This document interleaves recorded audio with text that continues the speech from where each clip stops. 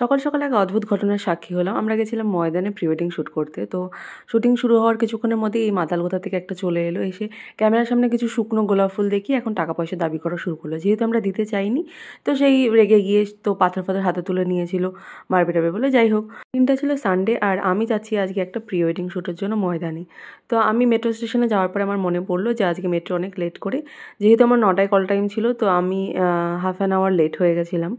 তো যাই হোক, ফাইনালি কিছুক্ষণ পরে মেট্রোটা চলে এলো এবং আসার পরে আমি পৌঁছেও গেছি মোটামুটি টাইমের মধ্যেই।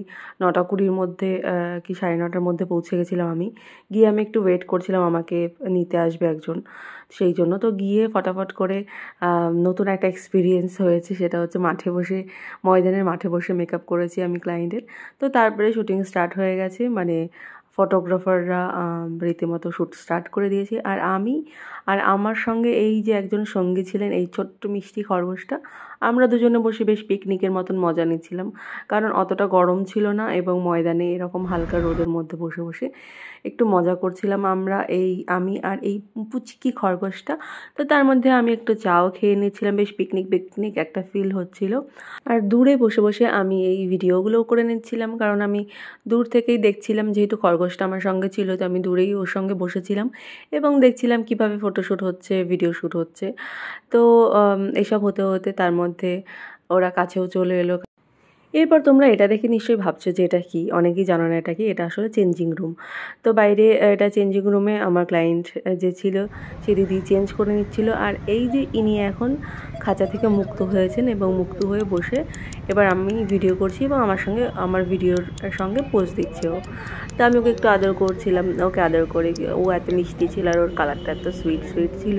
তো আমি ওকে অনেকক্ষণ আদর করেছি, কারণ ম্যাক্সিমাম সময়টাও আমার সঙ্গেই ছিল।